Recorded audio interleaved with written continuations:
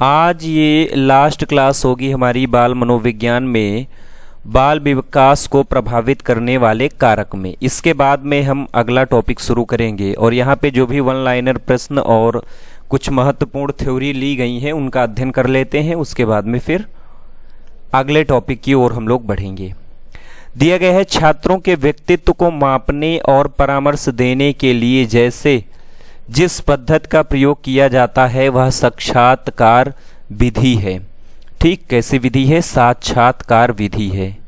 साक्षात्कार विधि है। जबकि बालक के व्यक्तित्व का अध्ययन केस स्टडी में किया जाता है। मनोविश्लेषणात्मक प्रणाली के जन्मदाता सिगमंड फ्रायड हैं। ये पॉइंट याद रखना। मनोविश्लेषण प्रणाली के जन्मदाता कौन माने जाते हैं? सिगमंड फ्रायड महोदय माने जाते हैं मनोविश्लेषण प्रणाली के जन्मदाता। भारतीय मनोवैज्ञानिक जलोटा द्वारा निर्मित साधारण मानसिक योग्यता परीक्षण कौन सा है? ये है सामूहिक शाब्दिक परीक्षण। सामूहिक शाब्दिक परीक्षण किसने बनाया है? भारतीय मनोवैज्ञानिक जलोटा द्वारा निर्मित साधारण मानसिक योग्यता परीक्षण को ही सामूहिक शाब्दिक परीक्षण कहा जाता है। ड्रॉ ए मैन परीक्षण मूलतः निर्मित है गुड इनफ द्वारा। किसके द्वारा निर्मित किया गया है? ड्रॉ ए मैन परीक्षण मूलतः निर्मित है गुड इनफ द्वारा। आवश्यकताओं के पदानुक्रमिकता का उल्लेख सर्वप्रथम किया अब्राहम मैस्लो ने। आवश्यकता के कई सिद्धांत दिए और इसका उल्लेख सर्वप्रथम किसने किया था? अब्राहम मैस्लो ने किया था। आगे बढ़ते हैं और SOR के बारे में देखते हैं। दिया गया है SOR कारक के प्रतिपादक कौन है? वुडवर्थ है। SOR कारक के प्रतिपादक कौन है? वुडवर्थ है। व्यवहारवाद के प्रवर्तक कौन माने जाते हैं? वॉटसन महोदय माने जाते हैं व्यवहारवाद के प्रवर्तक हैं। वॉटसन का कथन था कि आप मुझे बालक दे दो, मैं उसे कुछ भी बना सकता हूं, जैसे डॉक्टर, वकील, इंजीनियर। ये वॉटसन कहा करते थे कि बालक का जो प्रमुख व्यवहार है वो उसके वातावरण पे डिपेंड करता है और बालक को मैं कुछ भी बना सकता हूं ऐसे वातावरण में रखकर। इसके बाद में आगे अगला कथन देखते हैं। अगला कथन है कि सिगमंड फ्रायड के अनुसार, यहाँ पे देखिए अगला कथन, सिगमंड फ्रायड के अनुसार मन की 3 स्थितियां कौन कौन सी हैं? चेतन, अर्धचेतन और अचेतन मन की 3 स्थितियां मानी गई हैं। विकास के मनोसामाजिक सिद्धांत के प्रतिपादक कौन है? एरिक्सन है। विकास के मनोसामाजिक सिद्धांत के प्रतिपादक एरिक्सन महोदय माने जाते हैं।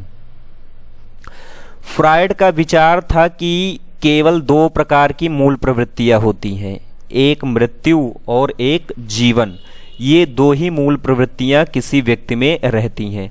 अगला कथन महत्वपूर्ण कथन है।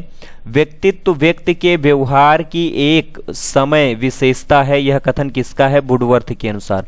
व्यक्तित्व व्यक्ति के व्यवहार की एक समय विशेषता है। यह कथन किसने कहा है? यह कथन कहा है वुडवर्थ महोदय ने कहा है। आगे बढ़ते हैं इसके अगले पार्टों पे। आगे दिया गया है व्यक्तित्व के विभिन्न सिद्धांत। मांग सिद्धांत किसने दिया? अब्राहम मैस्लो ने। स्टार पॉइंट बना लीजिए। शरीर संरचना सिद्धांत किसने दिया? सेल्डन ने दिया। सील गुण सिद्धांत किसने दिया? GW अल्पोर्ट एवं कैटल ने दिया सील गुण सिद्धांत। 16 PF पर्सनालिटी फैक्टर का प्रयोग व्यक्तित्व मापन में किया जाता है। इसका निर्माण कैटल ने किया था। इसके अंतर्गत 17 वर्ष से अधिक आयु के बालक के 16 सील गुणों का अध्ययन किया जाता है। और यहाँ पे अब्राहम मैस्लो द्वारा दी गई प्रमुख सिद्धांत है का फिगर है। सबसे पहले शारीरिक आवश्यकता होती है, फिर शारीरिक सुरक्षा होती है, फिर सामाजिक सुरक्षा, फिर सम्मान, फिर आत्मभूति। सभी आवश्यकता का पदानुक्रमिक सिद्धांत है। 1954 में अब्राहम मैस्लो ने इसे प्रतिपादित किया था। एक और यहाँ पे हमारा महत्वपूर्ण कथन बन जाता है युंग का कथन देखने के बाद में इस वीडियो को हम लोग समाप्त करते हैं।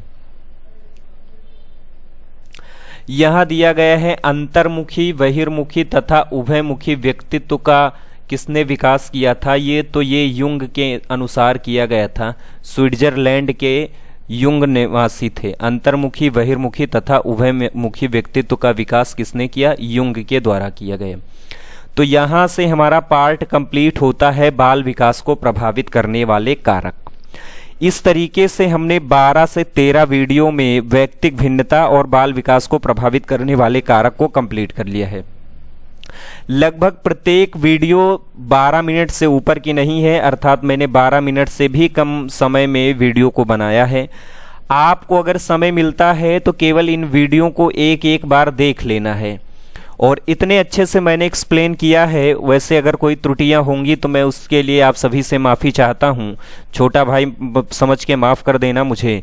लेकिन मैंने एक एक पॉइंट को बहुत अच्छे तरीके से उल्लेख करने की कोशिश किया है, और आप उसे अच्छे से समझें और केवल सुन ले। मुझे नहीं लगता कि आपको लिखने की ज़रूरत है, केवल सुन के ही तैयार हो जाएगा। 2-3 बार सुनिए और जो आपने नोट्स बनाए हैं उनका रिवीजन करिए।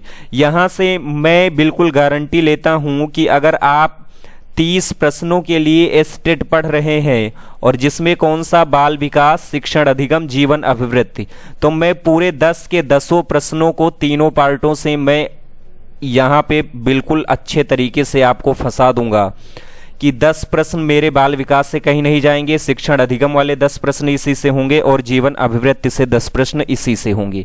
तो इनका पूरा तैयारी करते रहिए। फिर से मिलेंगे अगली वीडियो में, जहाँ पे मैं एस्टेट के तीसरे पार्ट बाल मनोविज्ञान को लेकर मिलूंगा। तब तक के लिए आप सभी अपना ख्याल रखिए। धन्यवाद। जय हिंद। वंदे मातरम।